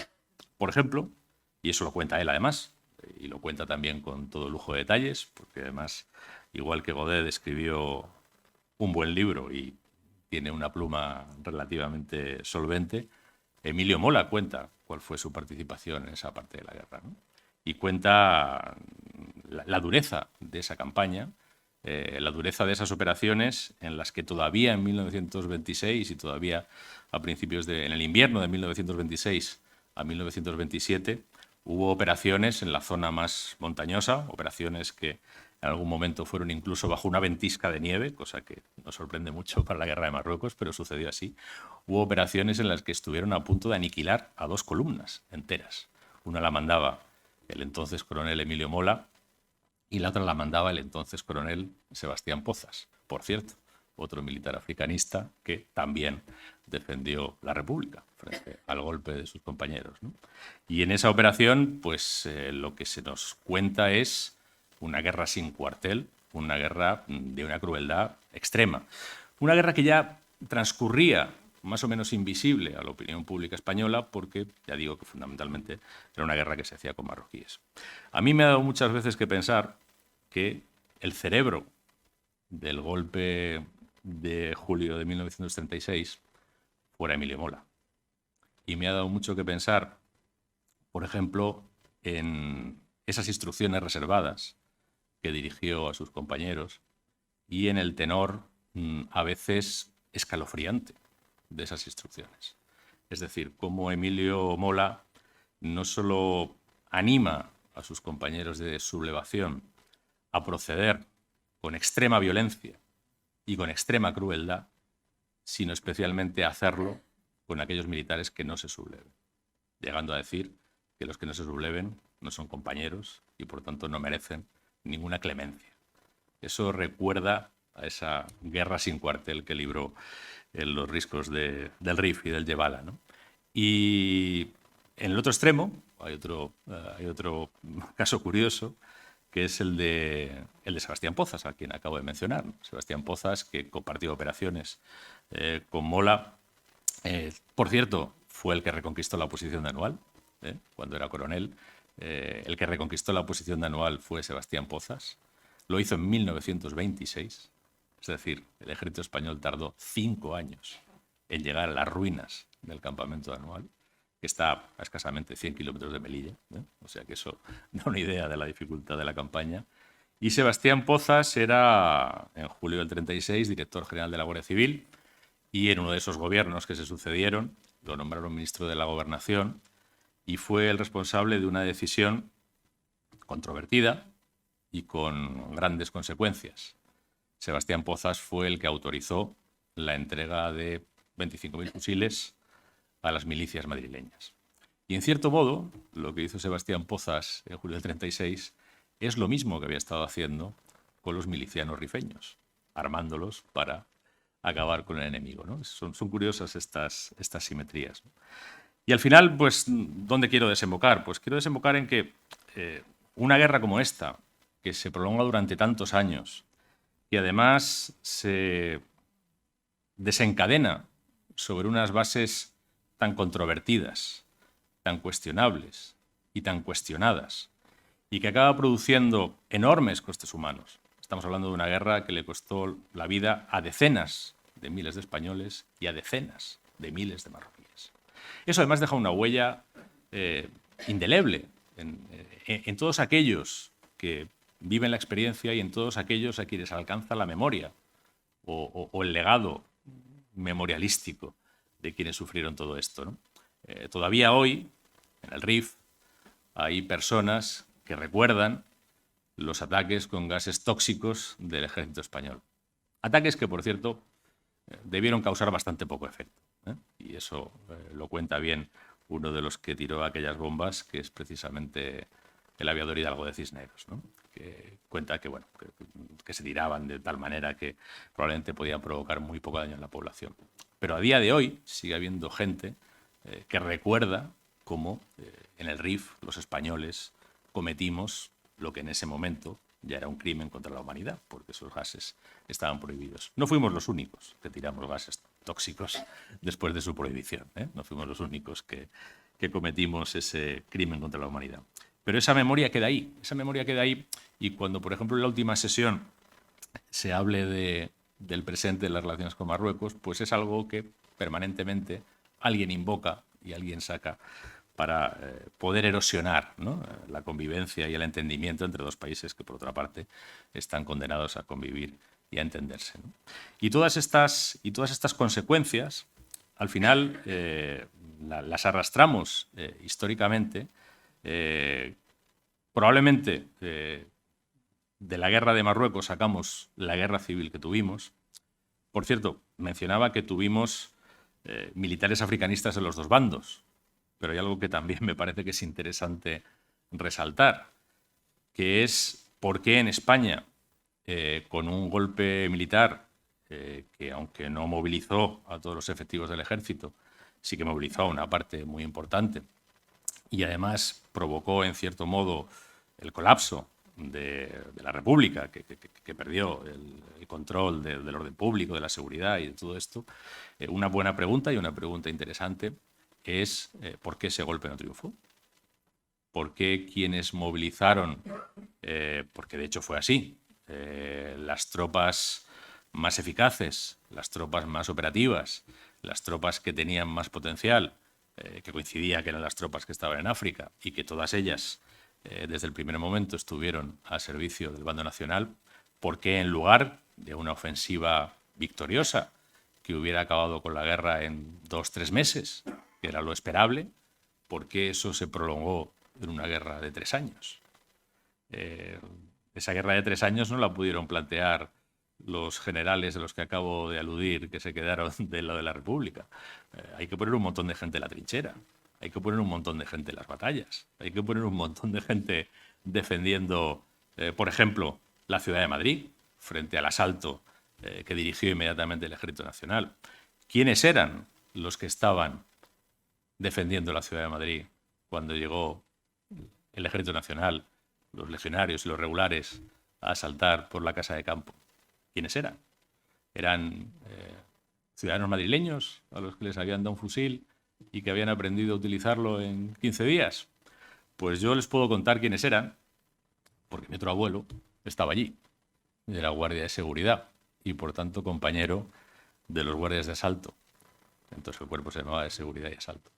Y lo que me contaba mi abuelo, con el otro abuelo pude hablar más que con el que estuvo en África, era que la inmensa mayoría de aquellos guardias de asalto eran veteranos de África. Eran gente que había hecho la guerra de África.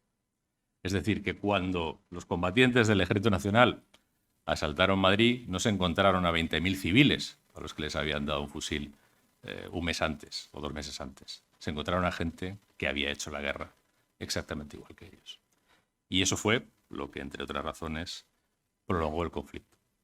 Y a mí me resulta también curioso cómo tendemos a pensar una y otra vez que el acontecimiento central y el acontecimiento que produce la refracción de nuestra historia contemporánea es la guerra civil, cuando, visto a esta luz, ese enfrentamiento no es más que el último episodio de un proceso de descomposición de la sociedad española que arranca en el siglo XIX, que pasa por Marruecos, que en Marruecos es donde finalmente se hace irreversible y que conduce a una implosión que es la que nos condena a ese conflicto, y además nos condena a que ese conflicto adquiera la forma que adquirió, sea tan violento como fue, sea dirigido por las personas que lo dirigieron y tenga las consecuencias de fractura nacional y social que tuvo.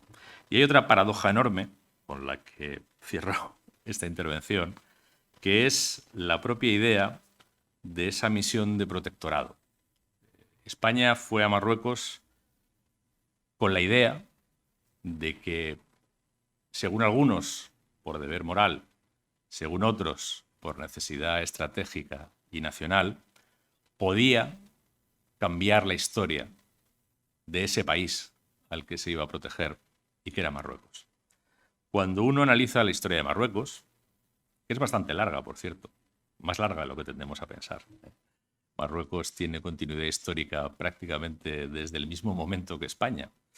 Para encontrar una continuidad histórica de la monarquía española nos vamos al siglo VIII, más o menos, ¿no? VIII, IX. Pues también podemos llegar hasta el siglo VIII, IX en Marruecos a Mulay Idris, ¿no?, que es quien instauró el sultanato de Fez. Si uno examina esa larga historia de Marruecos, se da cuenta de que la intervención española en la historia marroquí es casi irrelevante. Esos 44 años que estuvimos los españoles en el norte de Marruecos de 1912 a 1956 han cambiado poquísimo la historia de Marruecos. De hecho, hay quien sigue hablando español, en Larache, en Tetuán, en Alhucemas. Alhucemas es una ciudad fundada por españoles, eso sí es un pequeño cambio, pero si uno pasea hoy por Alhucemas, no es lo normal encontrarse a personas que ni siquiera hablan español, ¿no? Nuestra huella, la huella de ese protectorado, la huella de ese sacrificio ingente en vidas, en esfuerzo bélico, en esfuerzo político, en esfuerzo de todo tipo, la huella es muy somera. Se percibe mucho más la huella del protectorado francés. Pero, sin embargo, lo que podemos afirmar como gran paradoja es que si España no logró con su protectorado cambiar la historia de Marruecos, sí que Marruecos logró cambiar claramente la historia de España. Muchas gracias.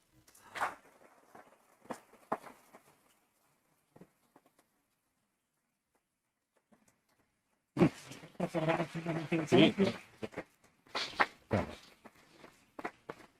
Carta.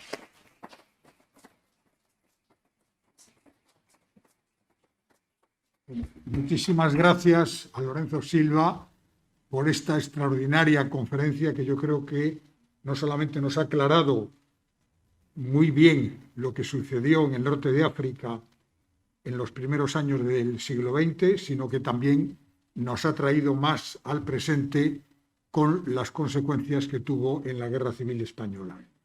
Ahora, si Lorenzo Silva le parece bien, vamos a abrir un corto, porque ya el tiempo que ha transcurrido es suficiente, pero vamos a abrir un turno para que ustedes puedan preguntar. Yo simplemente quiero sí decirles que las preguntas, por favor, que sean breves, porque al no poderles pasar el micrófono de mano, las personas que están siguiendo la conferencia a través de la transmisión en streaming no van a escuchar lo que ustedes dicen. Y, por tanto, yo sí le pido a Lorenzo que haga un brevísimo resumen y que, por tanto, los que quieran hacer la pregunta, que sean concisos.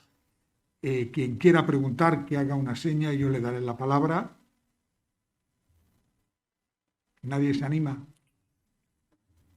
Sí. Sí. Sí.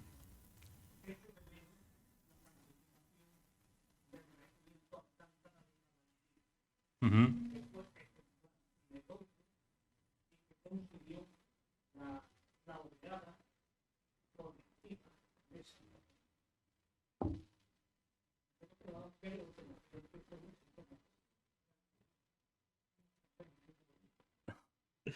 Bueno, me pregunta por el regimiento Alcántara y también sobre si en aquel momento existía Marruecos o no.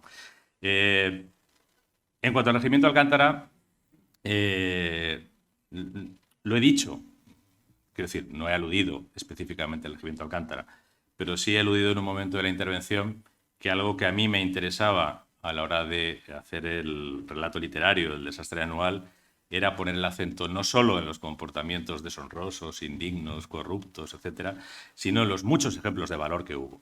Indudablemente uno de esos fue el comportamiento del regimiento de caballería de Alcántara, protegiendo la retirada de la columna en el Igán y en otros sitios, ¿no? Y además sufriendo la pérdida del 80% de sus efectivos en esos combates y finalmente la pérdida del jefe del escuadrón, el teniente coronel Primo de Rivera, ¿no? Pero yo he visto a veces en ese recuerdo tan glorificador del regimiento Alcántara una cierta injusticia y por eso no he querido señalar ningún ejemplo concreto, ¿no? He mencionado el que tenía que ver con mi novela para ponerlo como botón de muestra, ¿no? Pareciera que los únicos héroes fueron los jinetes de Alcántara, ¿no? Hubo muchos héroes que hicieron actos de heroísmo menos vistosos. Una carga de caballería es un acto heroico muy vistoso, ¿no? Es menos vistoso, por ejemplo, lo que hizo no recuerdo ahora mismo, perdón, si era cabo o sargento, que se quedó malherido con una ametralladora en la posición de Afrau, cubriendo la retirada de sus compañeros, por la que también recibió, por cierto, la laurea. No es tan vistoso como una guerra de caballería. Todos recordamos a Alcántara y, sin embargo, no recordamos a este hombre. Y como él hubo muchos infantes de a pie que estuvieron en su sitio. Por ejemplo, el jefe de esa posición, que era un artillero, porque era el jefe occidental, porque el jefe de la posición, que era de infantería, estaba de permiso. Ese hombre rescató a todos los hombres de la avanzadilla de la posición y en esa operación perdió la vida él. Pues también es el mismo héroe, ¿no? O sea, lo que a mí no me gusta es que pongamos a unos héroes en el frontispicio y en el centro de todo y nos olvidemos de los demás. Es decir, hubo más héroes que el regimiento de caballería de Alcántara, que indudablemente fue un comportamiento heroico, ¿no? Pero a veces tiene para mí esa evocación, ¿no? Y esa evocación casi como si no hubiera habido nada más, esa dosis de injusticia respecto a otros que fueron igualmente heroicos y a los que, sin embargo, no recordamos, ¿no? Es cierto que se tardó mucho tiempo en concederles esa laureada colectiva, que fue un expediente que estuvo mucho tiempo paralizado de una manera incomprensible y que es un acto de justicia que finalmente se les concediera, ¿no? Pero en Noal hubo muchos héroes, no solo Alcántara, sino que hubo muchos héroes, y muchos, ya digo, menos vistosos, pero igualmente sacrificados. Y en cuanto a si Marruecos existía en 1921, pues mire, esto es como todo. Vaya a Rabat y pregunte. A ver qué le dicen en Rabat si Marruecos existía o no en 1921. Marruecos, el sultán de Marruecos, tiene tratados celebrados con el Reino de España desde el siglo XV. Larache se le entregó a la monarquía española mediante un tratado entre el sultán y el rey de España. Marruecos reconoció a los Estados Unidos de América en 1776. Es decir, yo creo que a estas alturas de la vida tenemos que ser un poco respetuosos con los demás. E igual que a nosotros nos gustaría que dijera que en el año 800 pues lo que había era un pastor de cabras asturiano que se llamaba Don Pelayo, y que aquello ni era un reino ni era nada, pues también tenemos que tener un poco nosotros consideración con los demás, porque los marroquíes se sienten una nación desde hace 1200 años y son nuestros vecinos. Y estamos condenados a vivir con ellos. Esas condescendencias son condescendencias de otra época. Muy bien. ¿Hay alguna otra pregunta? Esto último que acaba de decir significa entonces que tenemos que entregarles Ceuta y Melilla. No, porque yo no he dicho eso. No ponga en mis labios nada más que lo que diga. Y si me quiere preguntar por Ceuta y Melilla, le respondo. Sí, bien. No tengo ningún problema. Mire, Ceuta y Melilla son españolas precisamente en función o en virtud de tratados celebrados válidamente con el sultán de Marruecos, que están vigentes y además no denunciados.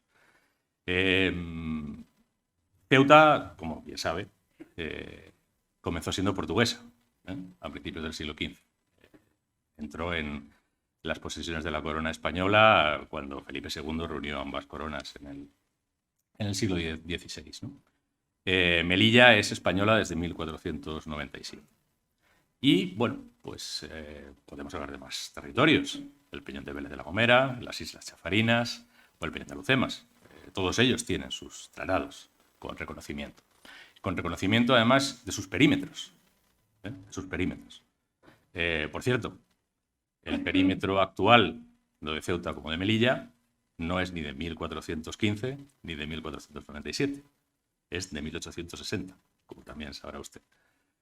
Bueno, esa es la realidad y eso es lo que en este momento bendicen los tratados.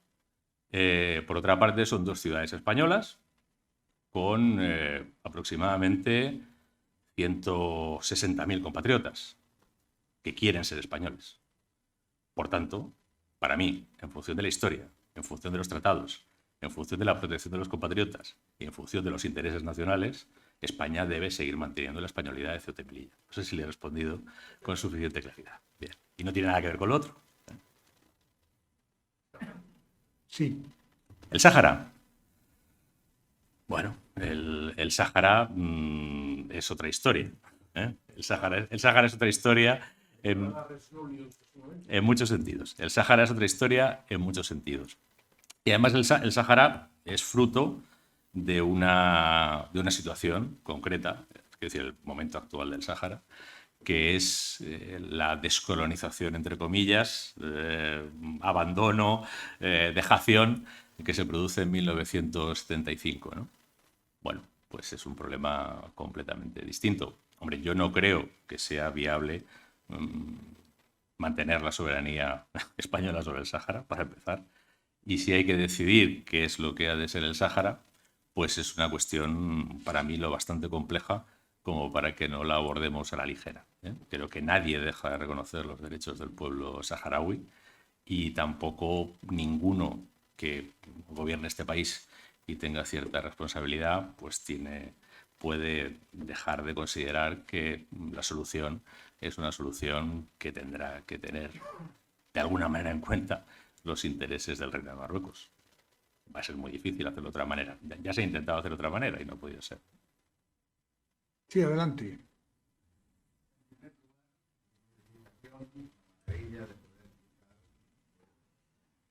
Yo vengo a los Ateneo, soy del Ateneo, y tengo esta boina.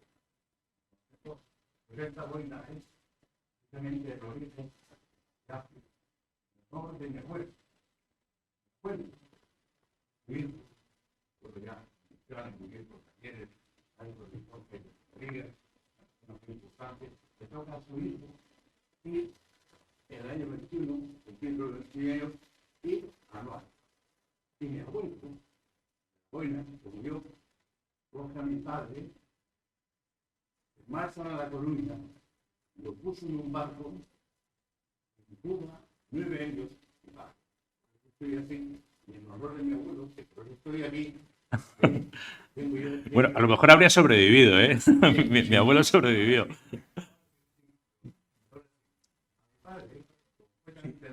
Amigo Zacarías, veo que mi recomendación ha caído en terreno estéril. Declarado prófugo mi padre. Mi padre no lo fue, ¿no? Lo hacía que África a los africanos. Yo tengo mi familia. Gracias. No, hay una idea ahí que, es decir, era una guerra muy impopular. Era una guerra enormemente impopular. Por eso al final se acabó dejando de recurrir a soldados de leva para hacerla, ¿no? Y además esa impopularidad está en buena parte de los acontecimientos políticos posteriores, ¿no? Yo recordaba esta tarde, viniendo para acá, luego no lo he comentado, pero por poner un ejemplo, me da bien al hilo de lo que acabo de decir.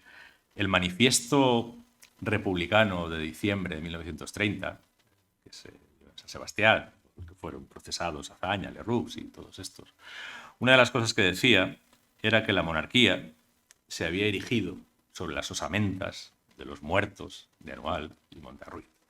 Es decir, el país, la población española, no aceptaba poner ese tributo en muertes para mantener un protectorado en el que la inmensa mayoría del país no creía. Obedecía a los intereses de unas cuantas élites y de unos cuantos círculos muy próximos, alguno además al monarca, ¿no? Pero no era una empresa en la que estuviera el país. El país sí se embarcó en la respuesta al desastre anual. Ahí sí que hubo una exaltación por decir, bueno, tenemos que vengar a esos 10.000 muertos, ¿no? Pero el país no creyó nunca en esa empresa, así que no me sorprende nada ni la reacción de su bisabuelo ni la de tantos otros que se quitaron de en medio, por no mencionar, lo vuelvo a decir, a todos los que podían pagar una cuota para que fuera otro el que muriera en África. Sí. Sí. Adelante.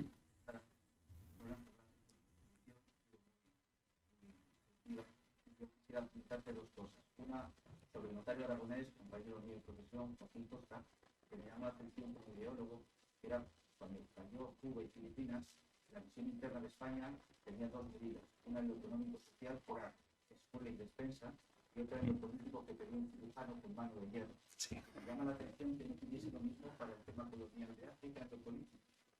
Y la segunda, en cuanto a la impopularidad, parece mentira que ayer de Salazar, como presidente del gobierno en la época del general Silvestre, en la Semana Trágica de Barcelona, el 26 de junio de 1909, por el tema de los reservistas en las brevas, todos los anarquistas y los obreros se echaron a la calle, hubo 17 condenados entonces las ejecutaron 5. Y me llama la atención porque esa impopularidad en las brevas, tanto en 1851 y 1860, la Primera Guerra, porque Isabel II y el general Ordóñez, como líder del Partido Nacional Liberal, todo el pueblo se echó a la calle con entusiasmo y vítores para invalidar. Bueno, la primera cuestión es curioso porque es verdad que Joaquín Costa mencionaba esa idea del cirujano de hierro, ¿no? Que nos resulta tan escalofriante. Pero el texto de la conferencia está publicado, no es fácil de encontrar, pero se llama Los intereses de España y Marruecos son armónicos.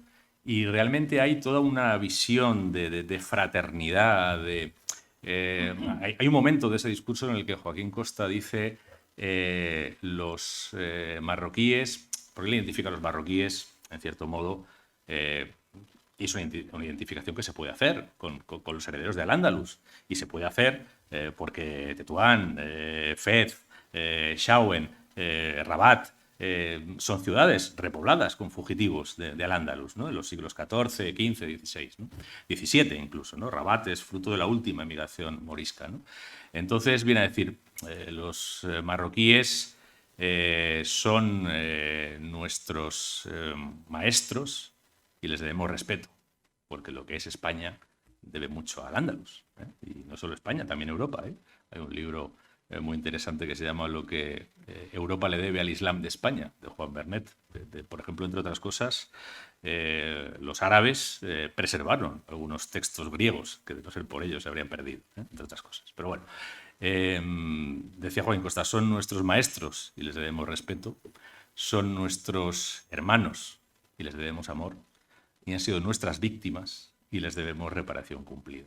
Eso dice en un momento del... No sé, tenía una visión muy romántica de esto, ¿no? Y eso conecta con esa guerra de 1859, ¿no? Porque cuando decía han sido nuestras víctimas se refería a esa guerra. Esa guerra fue fruto de un incidente fronterizo en Ceuta y digamos que O'Donnell, que era pues uno de los espadones del 19, un tipo sobrado de autoestima y otros atributos, ¿no? Pues fue para allá y arrolló literalmente a los marroquíes, les tomó como rehén la ciudad de Tetuán y los forzó a firmar el Tratado de Guadras, que entre otras cosas define los perímetros actuales de Ceuta y Melilla, ¿no? Y Joaquín Costa veía eso como una especie de maniobra del abusón del patio, ¿no? Frente a un país que en ese momento ya Marruecos pues estaba muy en declive, ¿no? Muy en decadencia. Y quizá por eso plantea esa visión más piadosa, ¿no? Como si fuera alguien más vulnerable, ¿no? O que no se puede aplicar esa disciplina de hierro. Por otra parte, él no llegó a ver pues, la parte del desastre anual y todo lo demás, ¿no? Con lo que estaba hablando por anticipación. Pero otra cuestión que plantea, que es la popularidad, incluso el entusiasmo, incluso el arrebato patriótico de la guerra de O'Donnell, ¿no? De la guerra de 1859 en Marruecos, por ejemplo, con figuras tan interesantes como los voluntarios catalanes. Es decir, hay que recordar que en primera línea fue un cuerpo de voluntarios catalanes al mando del general Joan Prim, que también era catalán, ¿no? El único catalán que ha sido presidente del gobierno. Bueno, pues, ¿por qué ese entusiasmo? ¿Y por qué la impopularidad de la guerra de África del siglo XX? Pues es que yo creo de lo que no se dio cuenta ni el rey, ni quienes le rodeaban. Tenía gente muy inteligente a su alrededor, empezando por el conde Romanones, que era un hombre muy inteligente, no vamos a decir que no lo era, ¿no? De lo que no se dieron cuenta era de que era otro país. En 1859 todavía no había llegado a España unos movimientos que en 1920 estaban absolutamente presentes. Por un lado, el anarquismo. El anarquismo en prácticamente toda Europa fue anecdótico, fue simbólico. Y sin embargo el anarquismo se apoderó de las masas obreras catalanas y de las masas campesinas andaluzas. Absolutamente. Y eso lo cuenta muy bien Chávez Novales, ¿no? Tenía una influencia arrolladora. Incluso en Galicia tenía presencia, ¿no? Yo recuerdo, haciendo la biografía de Aranguren, uno de los episodios que enfrentó a Aranguren fue la huelga general revolucionaria de 1917, ¿no? Y en un lugar tan conservador y tan tradicional como Galicia hubo verdaderamente complicaciones, ¿no? Y digamos que Alfonso XIII decidió ignorar, y su gente decidió ignorar el país en el que vivían, que no era el país de 1859. Era un país que, a raíz de estos episodios, lo que hizo fue alimentar y fortalecer en todos los sentidos a esos enemigos del régimen político, que en cierto modo también, hay que decirlo así, eran enemigos de la nación. Pero no lo digo yo como un juicio de valor, sino que ellos mismos lo decían. A fin de cuentas, lo que impulsaba la huelga general revolucionaria, lo que impulsaba el anarquismo español, era la disolución del Estado. Y hay un momento muy interesante, que no me resisto a citárselo aquí, que es en el año 36, hay un congreso de la FAI, si no recuerdo mal, en el que Durruti, el líder anarquista que luego se hace con el poder en Barcelona a raíz del fracaso del golpe allí, les dice a los suyos, estamos muy cerca de destruir el Estado, que es su planteamiento desde el principio, ¿no? Y hay, por cierto, textos muy, muy interesantes de Sender, que tenía esa afiliación anarquista, en el año 32, 33, dirigiéndose a sus antiguos correligionarios, diciéndoles, sí, esto es una república burguesa, sí, esto está muy lejos de ser nuestro ideal, pero ¿cuándo ha avanzado este país lo que hemos avanzado en los últimos meses? Es decir, no destruyamos en aras de lo mejor imposible lo imperfecto que tenemos, ¿no? Pero bueno, Durruti lo tenía muy claro, iba a cargarse el Estado burgués, y en ese momento dice, y viene al caso, dice, estamos cerca porque el Estado burgués que vamos a destruir ya nos ha formado el ejército del pueblo, con las levas y mandando a los obreros y a los campesinos a Marruecos.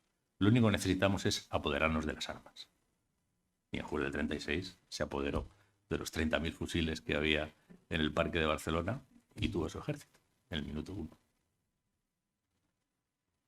Muy bien.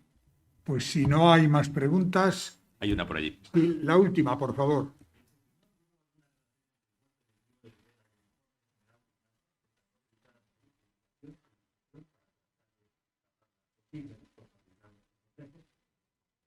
Eso es lo que vienen a decir casi todos los historiadores, ¿no? El informe no establecía las responsabilidades de Alfonso XIII, porque entre otras cosas al fiscal instructor se le habían puesto limitaciones, que no solo alcanzaban a Alfonso XIII, alcanzaban incluso a Berenguer, ¿no? Es decir, que tenía muchas limitaciones en cuanto a qué responsabilidades podía exigir. Pero estaba claro que el informe era absolutamente demoledor porque estábamos hablando no solo de un desempeño profundamente incompetente con un resultado catastrófico, sino que además ese desempeño tiene que ver con personas que eran del círculo de estrecha proximidad al monarca. Tanto Silvestre como Berenguer habían sido ayudantes de Alfonso XIII y eran personas muy cercanas, personas que tenían comunicación. Hay algunas comunicaciones de Alfonso XIII con Silvestre que son controvertidas, ¿no? Pues que si le dijo, ole tus cojones, y todas estas cosas, ¿no? Pero hay por ahí alguna comunicación que sí está acreditada del rey diciéndole a Silvestre, tú haz como te digo yo y no hagas caso al ministro de la guerra, que es un imbécil. El conde de Eza, que era el ministro de la guerra. Podía ser un imbécil, pero era el ministro de la guerra constitucional. Y claro, evidentemente las responsabilidades, si no formalmente, sí que políticamente iban a salpicar al rey. Tampoco me resisto a contar una pequeña anécdota. Hace algunos años entró en contacto conmigo un señor que se apellida Macpherson. A quien conozca un poco la historia del RIF, le sonará. Macpherson es el apellido de uno de los 2 descubridores de las minas de hierro de Beni Bouifrur, en las proximidades de Melilla. El gran negocio del protectorado sobre el Rif, porque se descubrieron unas minas de hierro con una enorme riqueza y además muy en superficie en los años del rearme de todas las potencias de cara a la Primera Guerra Mundial. Es decir, el hierro tenía un valor enorme en ese momento, ¿no? Ese hierro se vendió a Francia, Alemania, Gran Bretaña y acabó formando parte de los Mauseres, de los Lebel y de los fusiles y de los cañones que se enfrentaron en la Primera Guerra Mundial. Bueno, pues ese negocio lo descubrieron 2 personas, uno se llamaba Macpherson, y este Macpherson, cuando descubrió esto e intentó moverlo, que le intentó mover con quien entonces gobernaba el Rif, que no era el sultán, sino que era el Rogui, un pretendiente al trono, que se había hecho un poco el caudillo de la zona esta, se encontró con que enseguida le llamó el conde de Romanones, que era, digámoslo así, el gestor de los negocios regios, para pedirle una parte de la sociedad.